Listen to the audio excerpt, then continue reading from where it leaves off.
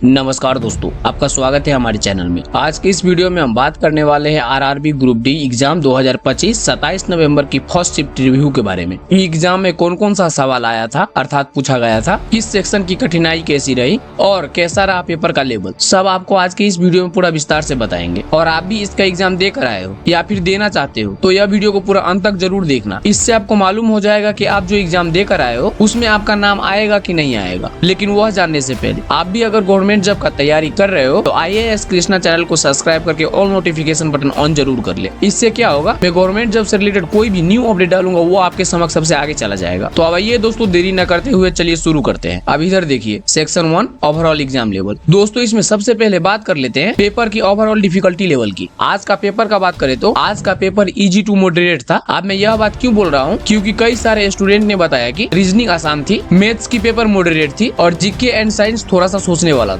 लेकिन हाँ दोस्तों, पेपर तो स्कोरिंग था। अगर जो भी बच्चा थोड़ा सा भी पढ़कर गया होगा वो अच्छे से इस एग्जाम में स्कोर करके आया होगा, क्योंकि पेपर जो है इतना हार्ड नहीं था। अब ऐसा नहीं है कि जिसने पढ़ा नहीं होगा वो भी अच्छे से स्कोर करके आया होगा, लेकिन जिसने अच्छे से पढ़ा होगा वो 100% श्योर अच्छे स्कोरिंग किया होगा। अब इधर देखिए कि section 2 reasoning memorize based topic में से कहां से कितना क्वेश्चन पूछा गया था। आज के एग्जाम में रीजनिंग में से लगभग 25 से 30 सवाल आए और इस पेपर का लेवल था इजी टू मॉडरेट। अब नीचे देखिए कि एग्जाम में कौन कौन से टॉपिक में से कितना सवाल आया था। कोडिंग डिकोडिंग में से 2 से 3 सवाल।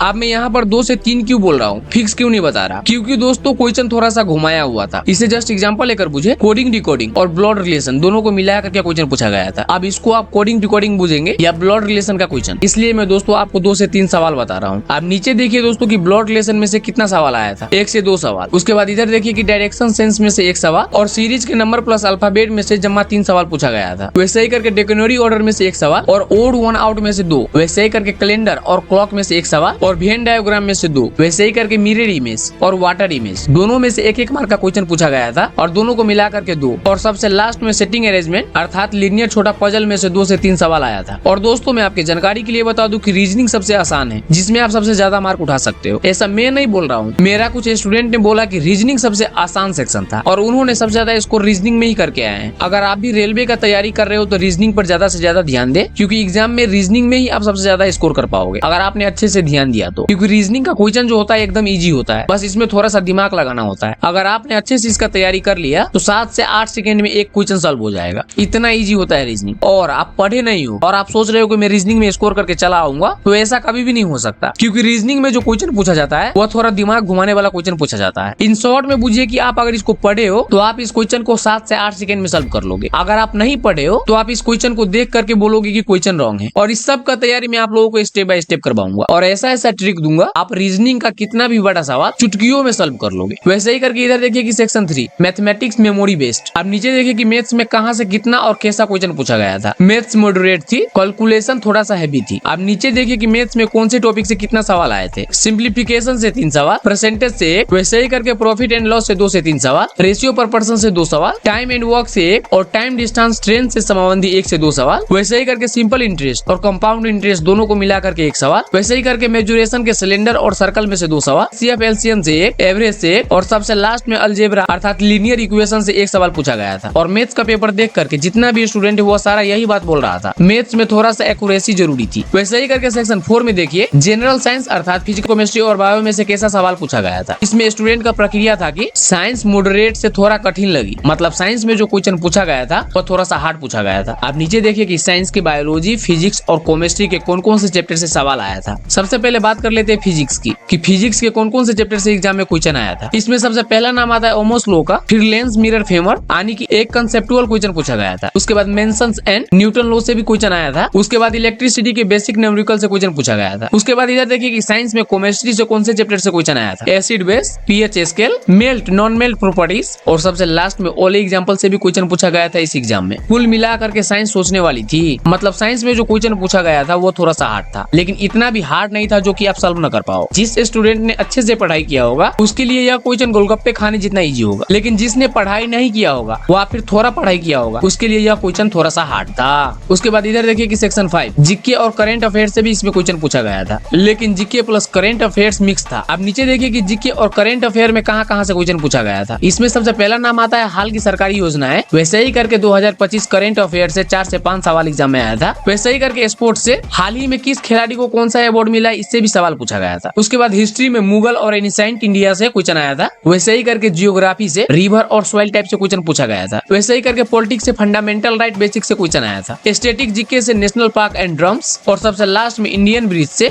बेसिक फैक्ट से क्वेश्चन पूछा गया था। वैसे ही करके आप इधर देखिए, गुड अटेम्प्ट्स अर्थात सेफ स्कोर, मतलब कौन से सब्जेक्ट से कितना क्वेश्चन पूछा गया है और आप एग्जाम में कितना स्कोर करके आए होंगे तो आपका नाम एग्जाम में आ सकता है। लेकिन वह जानने से पहले दोस्तों, अगर आपको वीडियो इन्फॉर्मेटिव लग रही हो तो वीडियो को एक लाइक जरूर कर दे, और ऐसे ही गवर्नमेंट जॉब का न्यू अपडेट के साथ ही साथ मॉडल क्वेश्चन सबसे आगे देखने के लिए चैनल को सब्सक्राइब करके ऑल नोटिफिकेशन बटन ऑन जरूर कर ले। तो आप इधर देखिए, रीजनिंग से 20 से 23 सवाल पूछा गया था, मैथ से 15 से 18, साइंस से 14 से 18 और जीके से 10 से 12 सवाल किया गया था एग्जाम में। वैसे ही करके कुल मिलाकर के ओवरऑल गुड अटेम्प्ट्स 55 से 65 एक्यूरेसी पर डिपेंड करेगा। मतलब अगर आप 55 से 65 मार्क तक स्कोर करके आए होंगे इस एग्जाम में तो आपका नाम 100% इस एग्जाम में आ सकता है। लेकिन इससे कम मार्क आप अगर एग्जाम में स्कोर करके आए होंगे तो आपका नाम नहीं भी आ सकता है। देखिए, मैं दूसरे यूट्यूबर की तरह आप लोगों को झूठ-फूस का दिलासा नहीं दे सकता कि आप थोड़ा भी बनाकर आए हो तो आपका नाम आ जाएगा। ऐसा झूठा दिलासा मुझको देने नहीं आता। मैं आपको सीधा बताता हूँ कि कंपटीशन जो इस बार का था वो बहुत ही टॉप था। अगर आप 50 से कम स्कोर किए होंगे तो आपका नाम नहीं आ सकता है। इस बात पर आप अभी से ही श्योर रहे। और एक बात, जिसका एग्जाम अच्छे से नहीं गया है वो लोग टेंशन न ले, आप लोग अभी से ही अच्छे से तैयारी करें। अगर आप लोग 1 साल तैयारी कर दिए तो आपका नाम 1 साल में इजिली आ जाएगा। और नेक्स्ट ईयर इतना लिखना कि लिखते लिखते पेपर फट जाए। और क्वेश्चन कहाँ से पूछा जाता है, क्या क्या पूछा जाता है, वो सारा चीज मैं आपको स्टेप बाय स्टेप बताऊंगा। इसके साथ ही साथ रेलवे में बार बार पूछे जाने वाले कुछ मॉडल क्वेश्चन भी उपलब्ध करवा दूंगा, जिससे आपके लिए एग्जाम क्रैक करना और भी ज्यादा इजी हो जाएगा। तो दोस्तों, यही था पूरा रिव्यू आरआरबी ग्रुप डी की आज की फर्स्ट शिफ्ट का। अगर आपको यह वीडियो हेल्पफुल लगा हो तो वीडियो को लाइक और शेयर जरूर करें और चैनल को सब्सक्राइब कर ले ताकि नेक्स्ट शिफ्ट की एनालिसिस भी आपको तुरंत मिल जाए।